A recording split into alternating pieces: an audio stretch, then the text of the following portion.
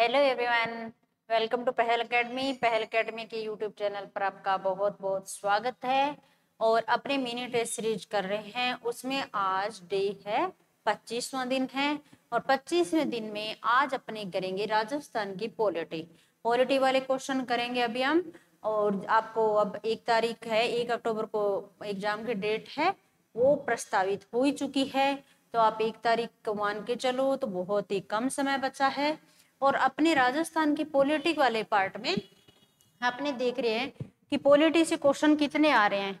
Polity से question पिछले बार के पेपर में देखें अपने, जो 2021 वाला पेपर था, तो उसमें 150 में से 25 क्वेश्चन आपके पूरी पॉलिटी जिसमें इंडिया और राजस्थान का पार्ट था, ठीक है।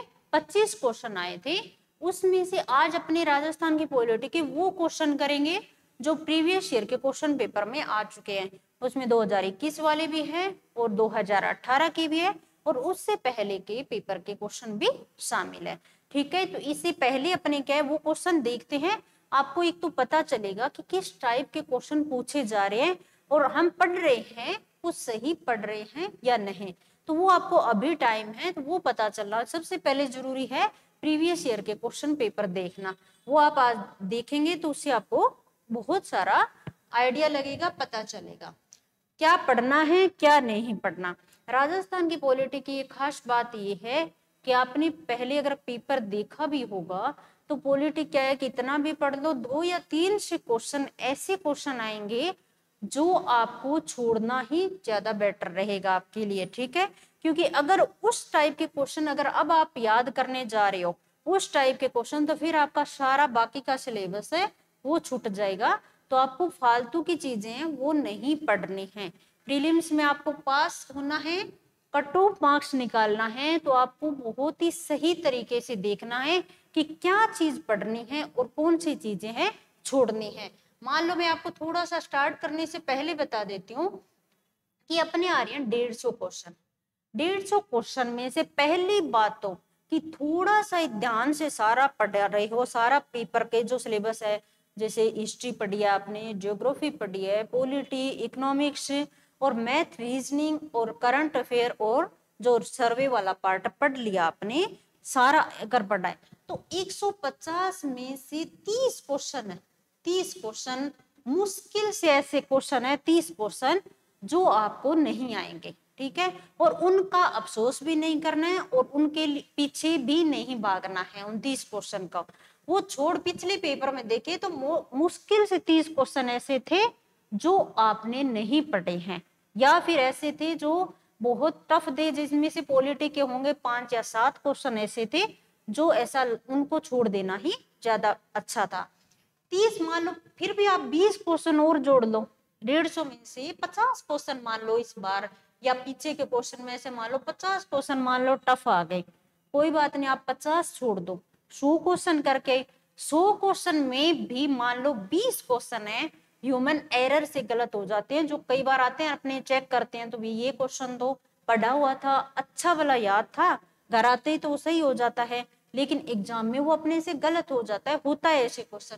इन 100 क्वेश्चन में अपने करके आए, उनमें से 20 गलत भी हो गए, मान लो 15 एक गलत हो गए, 5 नेगेटिव मार्किंग करके 15 गलत हो गए, मान लो 5 इनके पीछे गलत हो गए।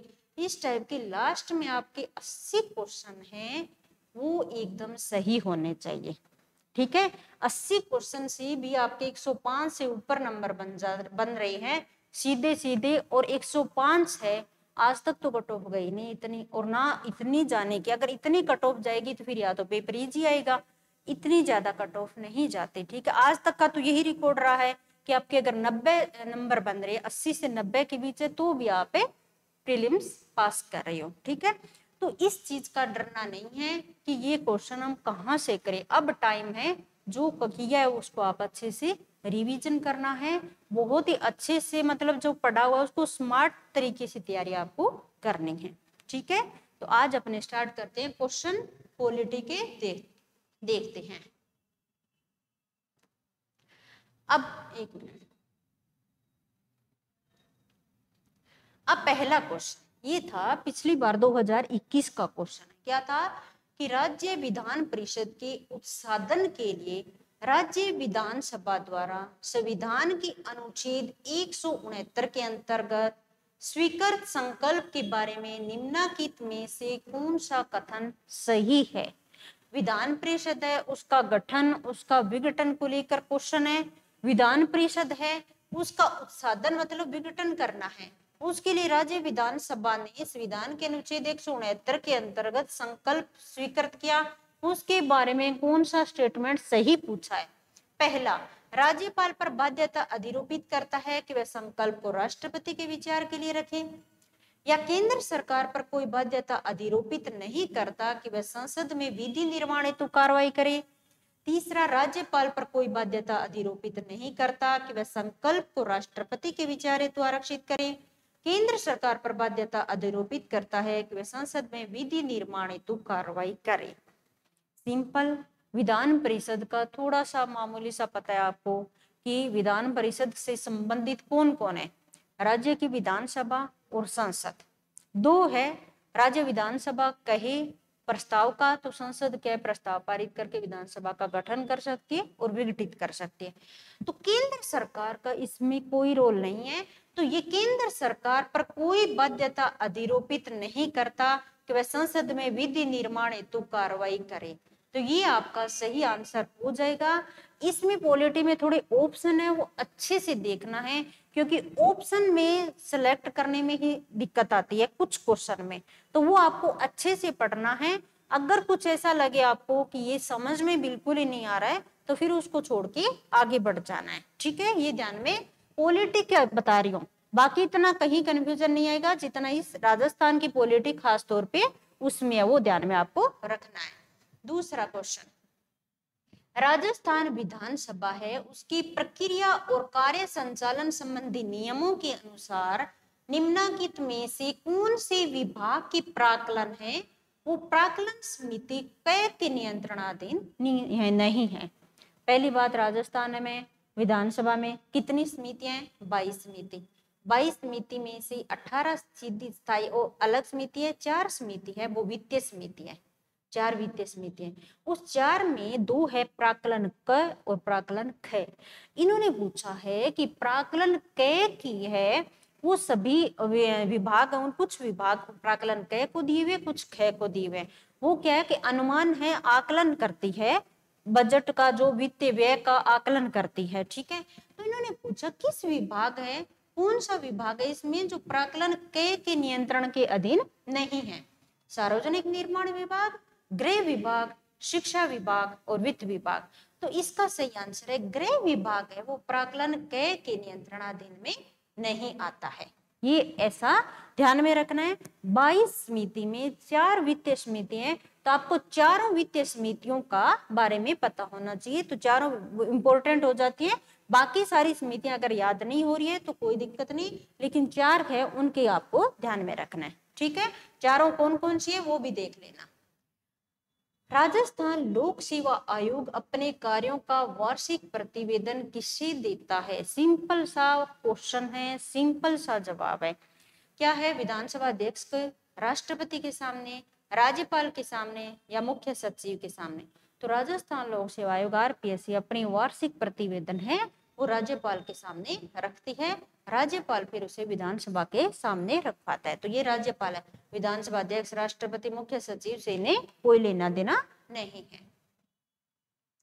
राजस्थान नगर पालिका अधिनियम 2009 के प्रावधानों के अनुसार राज्य सरकार द्वारा नगर परिषद में अधिकतम कितने व्यक्ति नाम निर्दिष्टित किए जा सकते हैं? अब तो जब आपने ईओ वाला किया था उसमें नगर पालिका अधिनियम पढ़ा था, तो जिन्होंने किया उनको तो ये क्वेश्चन बहुत अच्छे से समझ आ ही गया होगा। उस टाइम राजस्थान नगर पालिका अधिनियम 2009 था, उसमें कुछ सदस्य को मनोनीत करने की बात हुई थी तीनों जगह पर, नगर निगम, नगर परिषद और नगर पालिका। उसमें था कि 12, 8 और 6 सदस्यों की बात थी। 12 तो नगर निगम, नगर परिषद और नगर पालिका। तो इन्होंने पूछा है नगर परिषद का, परिषद का पूछा है, बीच वाले का पूछा है, तो ये थे आपका। तो 8 सदस्य है जो नाम निर्देशित होते थे नगर परिषद में। ये प्रावधान 2009 के अधिनियम में किया गया, राजस्थान नगर पालिका अधिनियम 9 में। ये आप पंचायती राज और स्थानीय स्वशासन वाला चैप्टर अपने जब करते हैं पढ़ते हैं तो उसमें ग्राम पंचायती राज और नगरीय निकाय पढ़ते हैं तो उस चीज में ये अपने देखते ही देखते हैं, तो ये कोई नई बात नहीं थी।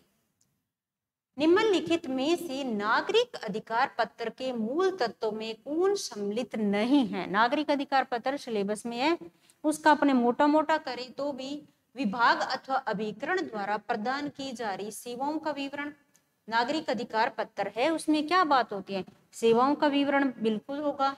सेवाओं का लाभ उठाने के लिए विभिन्न विधियों को प्रचारित करना, सेवा है उनका लाभ उठा सके इसके लिए विभिन्न विधियों को प्रचारित करना, ये भी हिस्सा है। किसी लोक अभिलेख की अपेक्षा कोई भी लोक है जो रिकॉर्ड है, उस पब्लिक रिकॉर्ड है, वो मांग सकते, उसकी अपेक्षा की जा सकती है, बिल्कुल की जा सकती है। अभिकरण के कार्य के निरीक्षण का प्रावधान, ये निरीक्षण है वो नागरिक अधिकार पत्र है उसका भाग नहीं है, निरीक्षण का अधिकार नहीं है। ये तीनों बातें हैं वो नागरिक अधिकार पत्र में शामिल है, सिटीजन चार्टर में शामिल है, लेकिन ये चौथा है अभिकरण के काम का निरीक्षण करने वाला, ये शक्ति है ये नहीं दी गई है। ठीक है, तो ये आपको ध्यान में रखना है। सेवाएं साफ है, सेवाएं देंगे नागरिक अधिकार पत्र में। फिर सेवाओं का लाभ उठाने के लिए कौन कौन सी विधि है उसका प्रचार होगा। लोक अभिलेख है, उन कोई भी रिकॉर्ड मांगा जा सकता है तो हाँ मांगा जा सकता है। अभिकरण के काम निरीक्षण ये नहीं होगा। राजस्थान प्रशासनिक सेवा अधिकारियों को पहली बार जिला कलेक्टर के रूप में पदस्थापना किस साल की गई थी? भी राजस्थान प्रशासनिक सेवा के अधिकारियों को पहली बार जिला कलेक्टर कब बनाना शुरू किया था? तो ये 2009 है, याद रखना है आपको, कई बार वापस पूछा जा सकता है। तो 2009 में जो प्रशासनिक सेवा के अधिकारियों को जिला कलेक्टर के रूप में पदस्थापित करने शुरू किया था। राजस्थान के निम्नलिखित मुख्यमंत्रियों में से कौन लोकसभा के सदस्य नहीं रहे? अब तक कितने मुख्यमंत्री हो चुके हैं? सभी मुख्यमंत्री है। अब ये क्वेश्चन आ गया, अब इस क्वेश्चन के बाद आप लग जाओगे कि सारे मुख्यमंत्री कौन लोकसभा कौन राज्यसभा का सदस्य रहा है। तो मेरी राय तो यही है कि मत करना, कोई मतलब नहीं कि आप सारे मुख्यमंत्री है सारे ऐसे राज्य मंत्री है वो कहाँ सदस्य रहे कहीं नहीं, ऐसा क्वेश्चन अगर आए तो कोई दिक्कत नहीं, आप इनकी लिस्ट है वो सारी याद करने की आपको जरूरत नहीं है। ठीक है, यहाँ लोकसभा के सदस्य नहीं रहे, मुख्यमंत्री पूछा है कौन लोकसभा सदस्य नहीं रहे? हरिदेव जोशी, बेरू सिंह शेखावत, टीकाराम पालीवाल, बरकतुल्ला खान। तो ये क्या है? हरिदेव जोशी, बेरू सिंह शेखावत और बरकतुल्ला खान है, ये लोकसभा के सदस्य नहीं रहे, और टीकाराम पालीवाल लोकसभा के सदस्य रहे हैं। बाई चांस सेम रिपीट हो जाए तब ये याद कर लेना, नहीं तो ऐसी क्वेश्चन है एग्जाम में। अब की बार ऐसा भी क्वेश्चन आएगा, मैं बता रही हूँ एग्जाम में ऐसे क्वेश्चन आएंगे जो आप कहीं से भी पढ़ लो लेकिन अभी तक आप उनके दिमाग तक नहीं पहुंचे हो। ठीक है, एक आधा क्वेश्चन फिर ऐसा आएगा तो आप उनको वहीं स्किप करना और आगे बढ़ जाना है। ठीक है, तो इस टाइप के क्वेश्चन क्यों, अब ये है ये तो याद कर लो, बाकी नई चीज है लोकसभा सारे आप मुख्यमंत्री की लिस्ट निकालोगे, फिर लोकसभा का कौन सदस्य रहा है, कौन सा राज्य मंत्री जो राज्यसभा के सदस्य रहे हैं, वो चीजें हैं वो जरूरी नहीं है। ठीक है, निम्नलिखित में से कौन राजस्थान राज्य मानवाधिकार आयोग के अध्यक्ष पद पर नियुक्त हेतु अधिक करता है? ये सिंपल सा क्वेश्चन है, जब आपकी संस्थाएं दी हुई है 4 से 5 है, वो संस्थाएं अपनी कर रहे हैं तो उनमें क्या है, सिंपल पूछ लिया कि राजस्थान राज्य मानवाधिकार आयोग के अध्यक्ष पद पर नियुक्त हेतु अधिक करता है, किसे नियुक्त किया जा सकता है राजस्थान राज्य मानवाधिकार आयोग की अध्यक्ष पद पर? तो मुख्य सचिव सत्र का अधिकारी होना चाहिए, उच्च न्यायालय का मुख्य न्यायाधीश, प्रमुख समाज सेवी व्यक्ति या पुलिस महानिदेशक स्तर का अधिकारी। तो राजस्थान राज्य मानवाधिकार आयोग है उसके अध्यक्ष पद पर उच्च न्यायालय का मुख्य न्यायाधीश है वो नियुक्त हो सकता है। पहले था कि उच्च न्यायालय का सेवानिवृत्त मुख्य न्यायाधीश हो सकता है, लेकिन बाद में चेंज कर दिया गया और अब बोला गया कि उच्च न्यायालय का मुख्य न्यायाधीश है वो मानवाधिकार आयोग के अध्यक्ष पद पर नियुक्त हेतु अधिक करता है। ये आपको ध्यान में रखना है। ठीक है, राजस्थान पंचायती राज अधिनियम 1994 की किस धारा को संशोधित करके ग्राम सेवक है उसके स्थान पर ग्राम विकास अधिकारी अभिव्यक्ति को प्रतिस्थापित किया? पहले ग्राम सेवक बोलते थे, उनको ग्राम विकास अधिकारी बोला जाने लगा। जो पद में जो चेंज किया गया वो राजस्थान पंचायती राज अधिनियम 1994 के तहत किया गया। लेकिन यहाँ पूछा गया कि किस धारा के तहत किया गया, तो ये धारा थी 89 के तहत यह काम किया गया। अब ये उस टाइम एग्जाम था, उसी टाइम किया हुआ भी था, तो ये अपने अगर करंट से अपडेट रहते हैं तो ऐसे क्वेश्चन, ये भी ऐसा नहीं है कि बिल्कुल ये कहाँ से आ गया, ऐसी बात नहीं है, ऐसे क्वेश्चन हो सकते हैं। ठीक है। राजस्थान में लोकायुक्त के संबंध में कौन सा कथन सही है? आप पॉलिटी में एक चीज है, सिलेबस में जो संस्थाएं दी गई है, संवैधानिक गैर संवैधानिक जितने दी गए हैं पद, चाहे वो राजस्थान मानवाधिकार आयोग हो, राजस्थान लोक सेवा आयोग हो, ये लोकायुक्त है, चुनाव आयोग, सूचना आयोग, सारे उन सबको अच्छे से याद करना, क्योंकि उनमें से एक या दो क्वेश्चन तो सीधे वहां से आएंगे। ठीक है, तो वो सबसे पहले करना है आपको। तो राजस्थान में लोकायुक्त के संबंध में कौन सा कथन सही पूछा है? पहला, वह राज्यपाल द्वारा नियुक्त और विधानसभा के प्रति उत्तरदायी होता है। उसका क्षेत्राधिकार मंत्री, राज्य विधानसभा के सदस्य, उच्च लोक सेवकों तक फैला है। वह भ्रष्टाचार और कुप्रशासन के मामलों पर विचार करता है। उसका कार्य आरोपों की जांच करना, न कि शिकायतों की। अब ये ACAD, ABC और ABCD ये क्वेश्चन है। अब मैं पहला स्टेटमेंट है राज्यपाल द्वारा नियुक्त विधानसभा के प्रति उत्तरदायी, बिल्कुल सही है। ये क्वेश्चन दूसरा, ये भ्रष्टाचार कुप्रशासन के मामलों की विचार करता है, बिल्कुल सही। ए और सी इसमें था। अब ABC इसका मतलब कंफर्म सही हो रहा है बात डी की। डी देखो, उसका कार्य आरोपों की जांच करना है, न कि शिकायतों की, जबकि शिकायत करने पर लोकायुक्त के द्वारा जांच की जाती है। ठीक है, अब इसका मतलब डी अपने शिकायत को इन्होंने मना कर दिया तो कट कर दिया। यहाँ था उसका क्षेत्राधिकार मंत्री, बिल्कुल मंत्री इसके क्षेत्राधिकार में आते हैं। उच्च लोक सेवक बिल्कुल इसके क्षेत्राधिकार में आते हैं। लेकिन विधानसभा के सदस्य, सरपंच, पंच और विधायक, ये इसके क्षेत्राधिकार से बाहर है। ठीक है, तो अब इसमें क्या हुआ कि विधानसभा के सदस्य दे दिए गए। अब ABC करे, ABC ए और ऑप्शन था नहीं, तो इस वजह से ये क्वेश्चन RPSC के द्वारा डिलीट किया गया था। ठीक है, तो इस टाइप के आपका अगर क्वेश्चन आता है तो वहां घबराने की जरूरत नहीं, आपको जहां समझ आ रहा है आप कराना। ये ऐसे अगर क्वेश्चन एक आधा आ भी जाता है तो अपने आप RPSC के द्वारा डिलीट कर दिए जाते हैं, उससे आपको कोई नुकसान नहीं होगा। ठीक है, तो ये मैंने इस वजह से लिया है कि ये लोकायुक्त का क्वेश्चन है, तो इस टाइप के क्वेश्चन आते हैं वो आपको ध्यान में रखना है। ठीक है, तो ये RPSC ने इस क्वेश्चन को डिलीट कर दिया था। ठीक है, राज्य निर्वाचन आयोग राजस्थान से संबंधित निम्नलिखित कथनों पर विचार कीजिए। राज्य निर्वाचन आयोग राजस्थान का गठन दिसंबर 94 में हुआ। इसका एक सचिव होता है जो राज्य का मुख्य निर्वाचन अधिकारी होता है। एक सही है, दो सही है, एक और दो दोनों सही है, या ना एक ना दोनों, दो दूसरा सही है। तो इसमें आपको देखना ये है कि पहला स्टेटमेंट आपको पढ़ते ही लगा होगा कि सही है, राज्य निर्वाचन आयोग 94 में गठन हुआ था, 94 में तो गठन हुआ था। लेकिन यहाँ RPSC ने एक चीज देखने को मिल रही है, दिसंबर लिख दिया, जबकि कब हुआ था? जुलाई 94 में। तो इसे समझ रहे हो आप क्या करना है?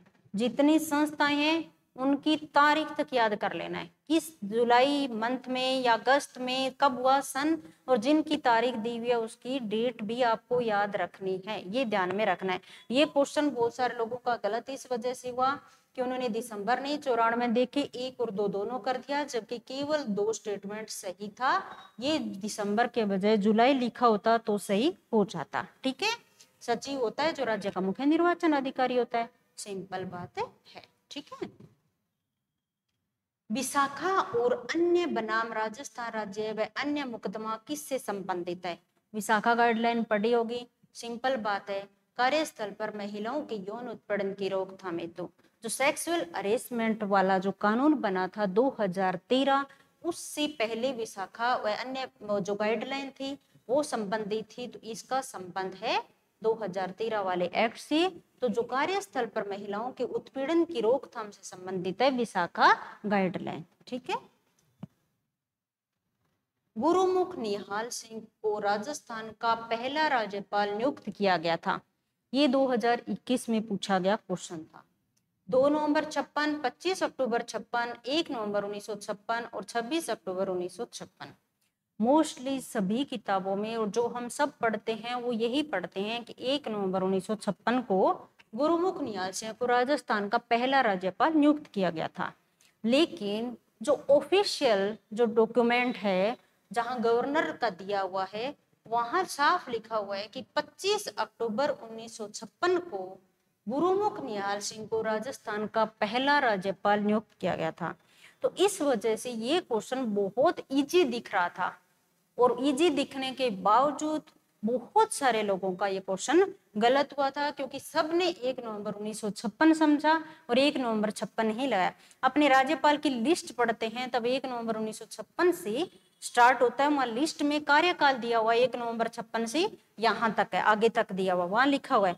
लेकिन इनकी नियुक्ति कर दी जाती है 25 अक्टूबर 56 को। और यहाँ ये पूछा कि प्रथम राज्यपाल नियुक्त किया गया था, तो 25 अक्टूबर 1956 यही इसका सही आंसर होगा। आरपीएससी ने यही माना, यही इसका सही उत्तर होगा। ठीक है।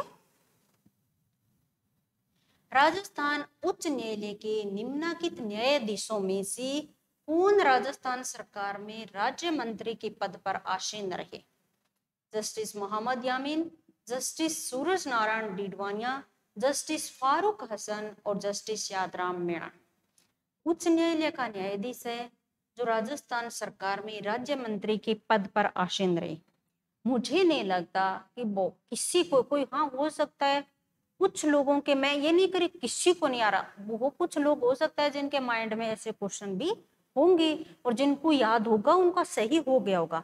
लेकिन अधिकतर लोग ऐसे क्वेश्चन को छोड़ के आते हैं, इस क्वेश्चन को याद नहीं किया है, क्योंकि नहीं पता होता है कि पहली बात उच्च न्यायालय के 50 से ज्यादा मुख्य न्यायाधीश हो चुके हैं। ठीक है, मुख्य न्यायाधीश भी याद नहीं होते। फिर राजस्थान के उच्च न्यायालय के न्यायाधीश की एक लंबी जो है नामों की सूची है। ठीक है, वो न्यायाधीश में से कौन न्यायाधीश होगा जो राज्य मंत्री या कैबिनेट मंत्री रहा होगा, ऐसे क्वेश्चन पॉसिबल ही नहीं है।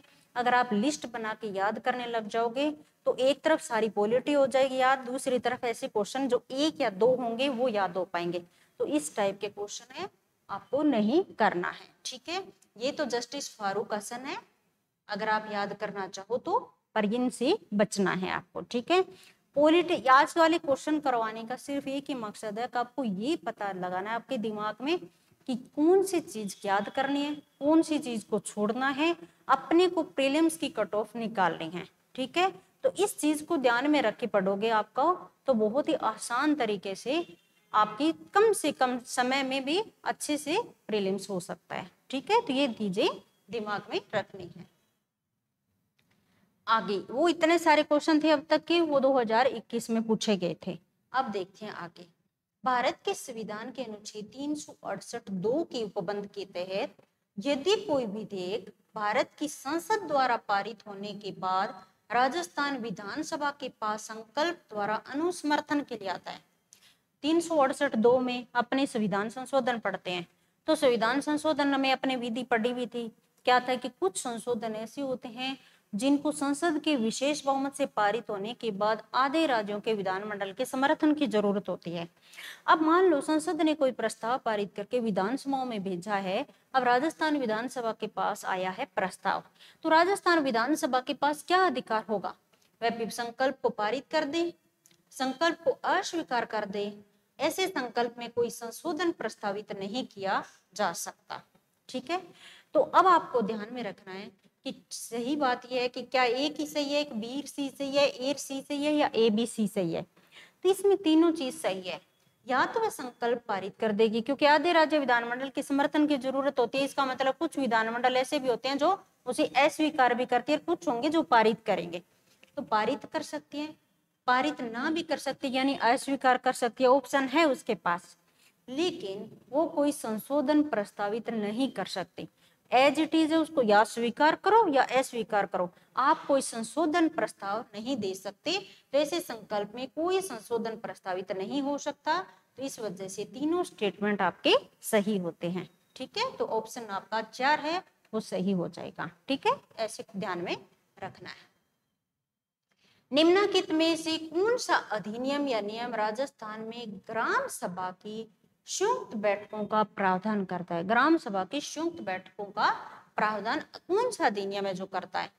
पीछे आपने देखा होगा कि 2021 वाला जो अपने किया उसमें नगर पालिका का अधिनियम 2009 से एक क्वेश्चन आया था। इससे पहले वाले पेपर में आया है ग्राम सभा की का कुछ अधिनियम पूछा गया है। ठीक है, समझ रहे हो? तो स्थानीय स्वशासन वाले में एक अधिनियम से संबंधित क्वेश्चन 2 बार लगातार पूछा जा रहा है। पहला राजस्थान पंचायती राज अधिनियम 1994, राजस्थान पंचायती राज नियम 1996, राजस्थान पंचायती राज अधिनियम 1999 उपबंधों का अनुसूचित क्षेत्र में लागू होने के संबंध में। और राजस्थान पंचायती राज उपबंधों का अनुसूचित क्षेत्र में लागू होने के संबंध में नियम 2011। तो जो नियम 2011 लेटेस्ट है उसमें ग्राम सभा की संयुक्त बैठकों का प्रावधान किया गया है। ये आपको देखना है। इस हिसाब से कुछ और अगर अधिनियम में संबंधित हो स्थानीय स्वशासन से तो वो इंपॉर्टेंट हो जाता है, आप ध्यान में रखना उसका। निम्नलिखित में से कौन से मुख्यमंत्री है जो राजस्थान विधानसभा में नेता प्रतिपक्ष के पद पर नहीं रहे? मुख्यमंत्री है, राजस्थान विधानसभा में विपक्ष का नेता है वो नहीं रहे, नेता प्रतिपक्ष के पद पर कौन से मुख्यमंत्री नहीं रहे? हरिदेव जोशी, शिवचरण माथुर, अशोक गहलोत और वसुंधरा राजे। अब आपको ध्यान में रखना है, इन्होंने कहा है कौन से नेता प्रतिपक्ष के पद पर नहीं रहे। तो ये देखना है कि शिवचरण माथुर और अशोक गहलोत ये नेता प्रतिपक्ष के पद पर नहीं रहे हैं। वसुंधरा राजे और हरिदेव जोशी वो नेता प्रतिपक्ष के पद पर रहे हैं। तो ये आपको ध्यान में रखना है। इस टाइप के क्वेश्चन ये तो ये है कि अगर अपने कंटिन्यू मान लो न्यूज़पेपर पढ़ रहे हैं कंटिन्यू मत उस टाइम का क्वेश्चन है, ऐसा नहीं ये रिपीट हो जाएगा। हो सकता है इस बार पुराने हरिदेव जोशी पुराने टाइम के मुख्यमंत्री है वसुंधरा राजे, पर आपको थोड़ा सा आइडिया होता कि वसुंधरा राजे नेता प्रतिपक्ष के पद पर रही हुई है। तो नेता प्रतिपक्ष पे वसुंधरा राजे है, तो इस हिसाब से ये डी ये 2 ऑप्शन तो निकल जाते। फिर भी ए का पता होना जरूरी था। तो बी और शिवचरण माथुर और अशोक गहलोत है वो नहीं रहे। तो इस टाइप के क्वेश्चन कुछ लोगों के दिमाग में आ भी सकते हैं, नहीं भी कुछ लोग हैं जो इस टाइप के क्वेश्चन नहीं भी करेंगे। नहीं भी करोगे तो भी ऐसा नहीं है कि इन क्वेश्चन के बेस पर आपका प्रीलिम्स होगा, ऐसा बिल्कुल नहीं है। क्योंकि मैंने पहले ही बताया कि अगर इस टाइप के क्वेश्चन 30 क्वेश्चन ऐसे हो जाए पूरे पेपर में जो आपको नहीं आ रहे हैं तो भी कोई फर्क नहीं पड़ने वाला। ठीक है, उसके बाद भी बहुत सारे 120 क्वेश्चन बचते हैं, उसमें 30 गलत हो गए तो भी प्रीलिम्स हो जाएगा। ठीक है, तो ये चीजें ध्यान में रखनी है। निम्न में से किन पदाधिकारी या पदाधिकारियों के खिलाफ शिकायत प्राप्त होने पर लोकायुक्त राजस्थान द्वारा जांच नहीं की जा सकती? ये चीज ध्यान में रखने हैं। यहाँ नहीं की जा सकती पूछा है या की जा सकती पूछता है, ऐसे आते हुए क्वेश्चन ये गलत नहीं करना है। तो कौन लोकायुक्त है राजस्थान है वो किसकी जांच नहीं करता? पंचायत समिति के प्रधान उप प्रधान की बिल्कुल करता है। पंचायत समितियों के स्थायी समितियों के अध्यक्ष की बिल्कुल। सरपंच पंच की नहीं करता। सरपंच पंच और विधायक ये लोकायुक्त के जांच के दायरे में नहीं आते। मुख्यमंत्री भी लोकायुक्त के जांच के दायरे से बाहर है। ठीक है, जिला परिषद का उप प्रमुख बिल्कुल आता है। जिला परिषद का प्रमुख, उप प्रमुख, पंचायत समिति का प्रधान, उप प्रधान, नगरीय निकाय तीनों की जो हेड है प्रमुख, उप प्रमुख या अध्यक्ष, उपाध्यक्ष उनको जो भी बोलते हैं वो लोकायुक्त के अधिकार क्षेत्र में आते हैं। जबकि सरपंच पंच विधायक मुख्यमंत्री और उच्च न्यायालय के न्यायाधीश या राजस्थान लोक सेवा आयोग के अध्यक्ष सदस्य ये जांच के दायरे से बाहर है। तो इसीलिए आप देख रहे हो कि पीछे दो पेपर के मैंने करवाया, दोनों में जांच का दायरा या तो है या नहीं पूछा जा रहा है। तो आपको लोकायुक्त के क्षेत्राधिकार में आने वाले और क्षेत्राधिकार में नहीं आने वाले दोनों की लिस्ट याद करनी है। ठीक है, दोनों की लिस्ट एकदम याद कर लीजिए। इनसे क्वेश्चन 2 बार आ चुका है, अब की बार वापस भी आ सकता है। ठीक है, निम्नलिखित में से कौन सा कथन राजस्थान राज्य मानवाधिकार आयोग के संबंध में सही है? सही पूछा है। पहला बात, इसका गठन राजस्थान सरकार की 18 जनवरी 1999 की एक अधिसूचना द्वारा हुआ। यह आयोग मार्च 2000 में क्रियाशील हुआ। मानवाधिकार संरक्षण अधिनियम 2006 संशोधन होने के बाद आयोग में एक अध्यक्ष और 3 सदस्य थे। इसके भूतपूर्व अध्यक्षों में से एक उच्चतम न्यायालय के सेवानिवृत्त न्यायाधीश रहे। अब इन 4 स्टेटमेंट में राजस्थान राज्य मानवाधिकार आयोग आपने पढ़ा है, कहीं से भी पढ़ लिया, 3 स्टेटमेंट आपके साफ है और 3 के बेस पे आपका आंसर एकदम निकल रहा है। एक चौथा आप बोल सकते हो इनके भूतपूर्व, वैसे मानवाधिकार आयोग के भूतपूर्व अध्यक्ष में से कोई पूछे तो उनका गलत नहीं है पूछना। आप क्या कितने 5 या 6 मानवाधिकार आयोग के अब तक अध्यक्ष हुए, तो उनके बारे में आप देख सकते हो कि पीछे ये कहाँ कौन से पद पर रहे हैं। ठीक है, फिर भी आपको इसके भूतपूर्व अध्यक्षों में एक उच्चतम न्यायालय के सेवानिवृत्त न्यायाधीश रहे हैं, ये नहीं पता, लेकिन आपको 3 स्टेटमेंट पता है तो भी इसका आंसर निकल रहा है। देखते हैं कैसे। पहली बात, 18 जनवरी 1999 की अधिसूचना से इसका गठन हुआ, बिल्कुल सही बात है। 2000 मार्च 2000 से क्रियाशील हुआ, बिल्कुल सही बात है। मानवाधिकार संरक्षण 2006 के अनुसार आयोग में एक अध्यक्ष 3 सदस्य नहीं है, एक अध्यक्ष और 2 सदस्य है।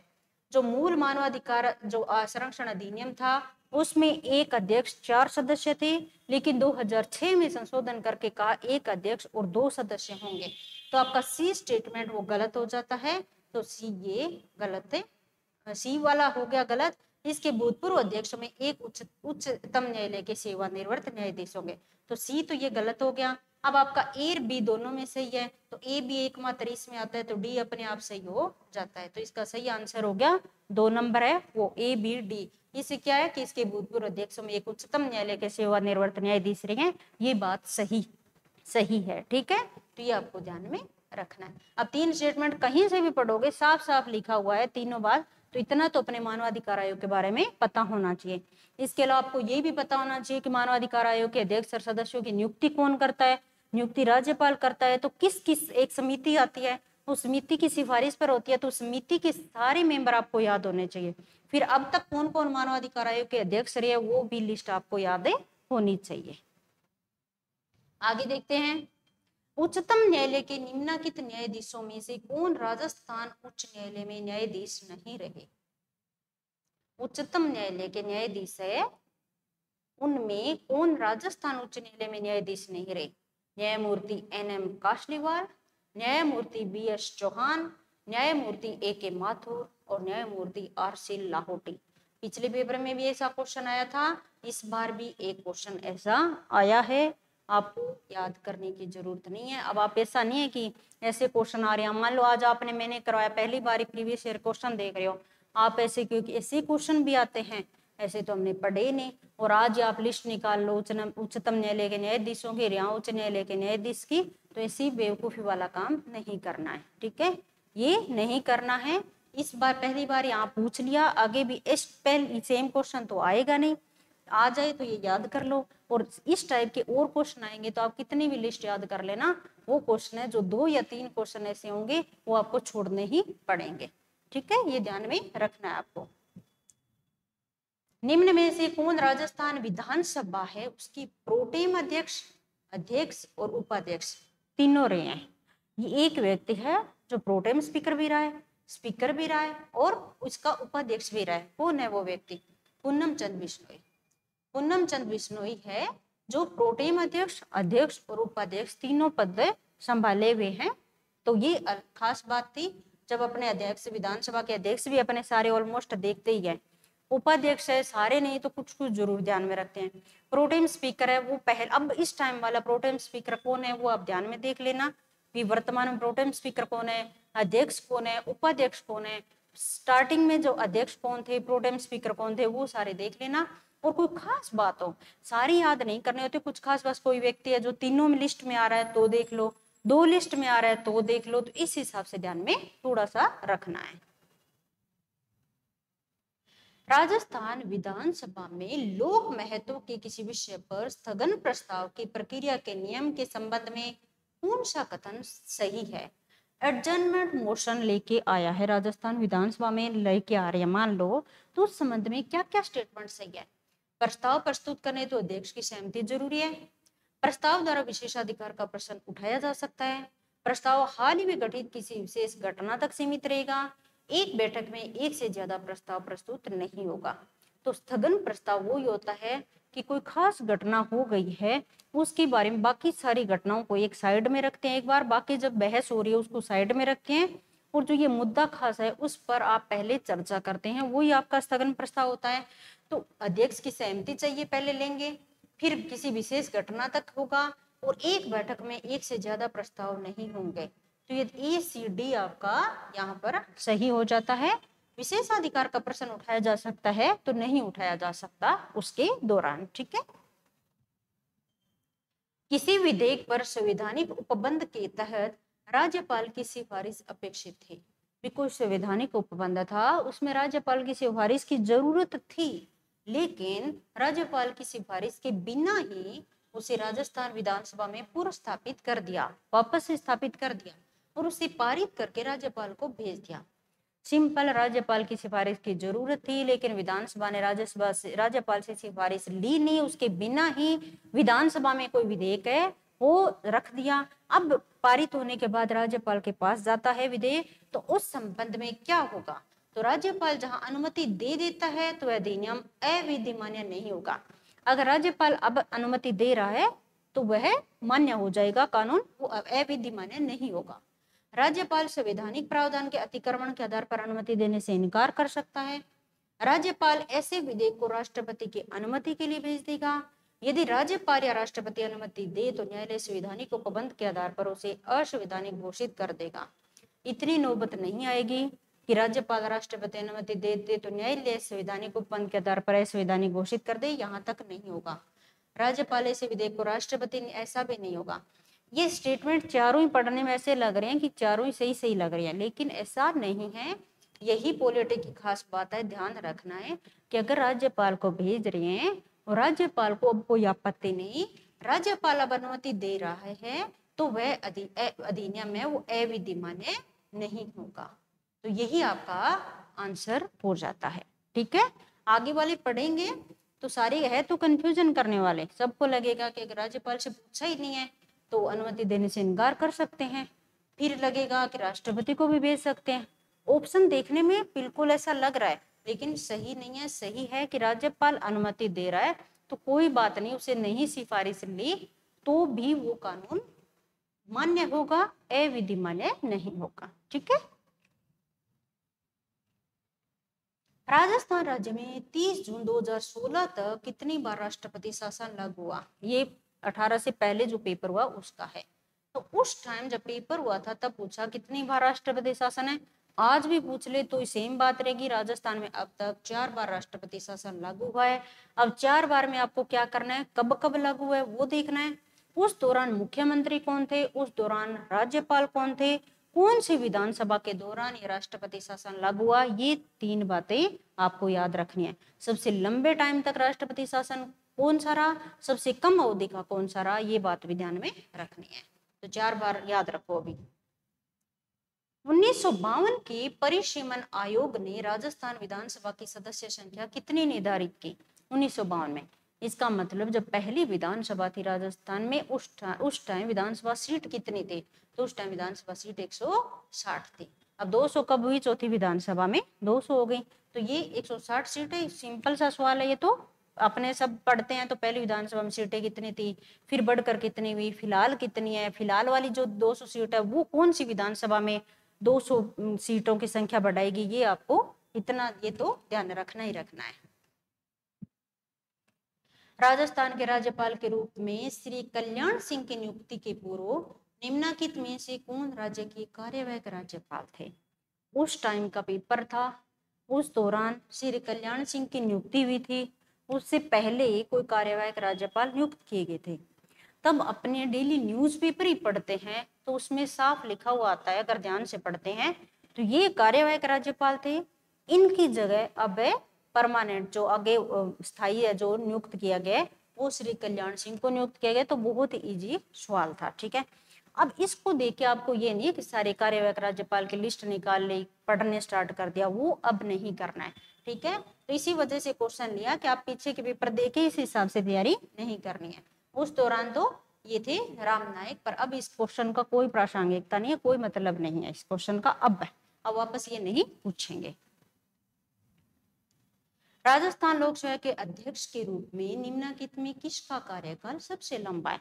ये मैंने पहले कहा, जितनी भी संस्थाएं हैं उन संस्थाओं के अध्यक्ष है, उनका पहला, लास्ट, सबसे लंबा कार्यकाल, सबसे कम कार्यकाल वो देखना है। जिनके 4 या 5 अभी तक अध्यक्ष रहे वो सारे याद करने हैं। तो ये पूछा है कि किसका कार्यकाल सबसे लंबा रहा, तो कार्यकाल सबसे लंबा रहा D.S. तिवारी का। D.S. तिवारी है आरपीएससी के चेयरमैन के रूप में, उनका कार्यकाल सबसे लंबा रहा है। जिला आयोजना समिति में निर्वाचित और पदेन सदस्य कितने होते हैं? निर्वाचित और पदेन 20-5, 20-3, 20-2 और 20-10। जिला आयोजन समिति है, पंचायती राज जब आप पढ़ते हैं तो उसमें पढ़ते हैं कि जिलों के लिए एक आयोजना समितियों से उसके टोटल सदस्य होते हैं आपके 25, ठीक है 25 में 20 सदस्य तो निर्वाचित होते हैं। कितने? 20 तो होते हैं निर्वाचित, और 5 सदस्य होते हैं 5, उनमें 3 सदस्य तो आपके होते हैं पदेन सदस्य, पदेन सदस्य, और 2 सदस्य होते हैं वो आपके होते हैं मनोनीत, मनोनीत, ठीक है। इन्होंने पूछा निर्वाचित और पदेन सदस्य कितने हैं, तो आपका होगा 20 और 3, 20 और ये निर्वाचित है, 3 पदेन है, 5 में से 3 पदेन है, 2 मनोनीत। पदेन सदस्य कौन होंगे? एक जिलाधीश होगा, एक उस जिले का जो मुख्य कार्यकारी अधिकारी होगा, एक अतिरिक्त मुख्य कार्यकारी अधिकारी होगा। तो ये 20 और 3 है, ये ध्यान में रखना है। अगर पूछ ले जिला आयोजन समिति में निर्वाचित और मनोनीत सदस्य कितने होंगे, तो मनोनीत आपके हैं 2, तब आपको 20 और 2 लगाने हैं। सिंपल पूछ ले जिला आयोजन समिति में निर्वाचित और जो मनोनीत है वो कितने हैं, तो 20 और 5, ये ध्यान रखना है। इन्होंने यहाँ पदेन शब्द देके ये ध्यान में रखना है, तो 20 और 3 याद रखना है आपको, ठीक है। यहाँ सब में 20 है, बस ये 3, 5, 2 ये थोड़ा सा किया है, तो 20 और 3 है, ये ध्यान में रखना है। जिला दंडनायक के रूप में जिला कलेक्टर की शक्ति क्या है? कानून व्यवस्था बनाए रखना, बिल्कुल है। पुलिस पर नियंत्रण, बिल्कुल है। विदेशियों के पार पत्र की जांच करना, भू राजस्व एकत्रित करना। तो 3 पावर है। कानून, जिला कलेक्टर की क्या शक्ति है? कानून व्यवस्था, पुलिस पर नियंत्रण और विदेशियों के पार पत्र की जांच करना। भू राजस्व एकत्रित करने का काम जिला कलेक्टर का, जिला दंडनायक के रूप में नहीं है जिला कलेक्टर का। पूछा क्या है? डिस्ट्रिक्ट मजिस्ट्रेट के रूप में कलेक्टर के काम पूछे, तो मजिस्ट्रेट के रूप में ये 3 कार्य है, ठीक है। राजस्थान के राज्यपाल कुलाधिपति होते हैं। कहाँ के कुलाधिपति होते हैं? एक कुलाधिपति होती है विश्वविद्यालय में, फिर कुलपति होता है, तो राज्यपाल कुलाधिपति होते हैं। विश्वविद्यालय सुना है आपने? सभी राज्य विश्वविद्यालयों के, सभी राज्य विश्वविद्यालय या राज्य में कार्यरत सारे केंद्रीय विश्वविद्यालयों के, सभी राज्य निजी विश्वविद्यालयों के, सभी राज्य विश्वविद्यालय राज्य में स्थित केंद्रीय विश्वविद्यालय और निजी विश्वविद्यालय। थोड़ा सा दिमाग लगाएं तो भी है कि निजी विश्वविद्यालय है कहीं भी या सेंटर का विश्वविद्यालय, वहां राज्यपाल कुलाधिपति क्यों होगा? तो वहां नहीं होगा। इससे साफ पता चल रहा है कि जितने राज्यों के विश्वविद्यालय, सभी राज्य विश्वविद्यालय, उनके कुलाधिपति राजस्थान का राज्यपाल होगा।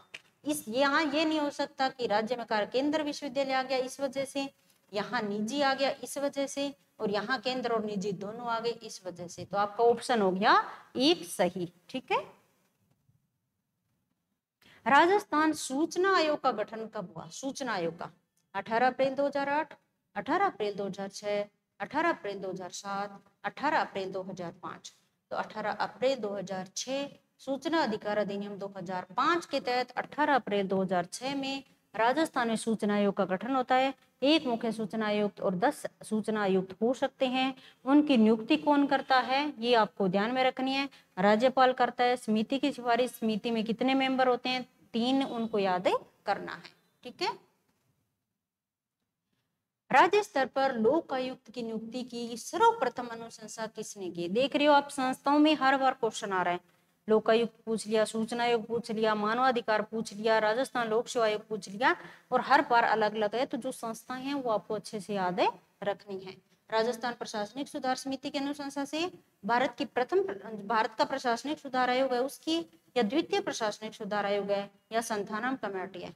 तो भारत का प्रशासनिक का जो सुधार आयोग था उसने सिफारिश की, तब राज्य स्तर पर लोकायुक्त की नियुक्ति हुई। लोकायुक्त अधिनियम 1973 के तहत लोकायुक्त आता है। अब लोकायुक्त है, उसकी नियुक्ति कौन करता है, उसका कार्यकाल क्या होता है, उसके अधिकार क्षेत्र में क्या कौन आते हैं, उसके अधिकार क्षेत्र में कौन नहीं आते, ये बात है ध्यान में रखनी।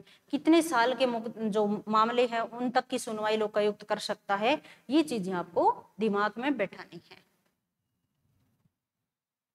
2 या 2 से अधिक राज्य है उनके लिए संयुक्त लोक सेवा आयोग, संयुक्त लोक सेवा आयोग है, उसके अध्यक्ष की नियुक्ति कौन करता है।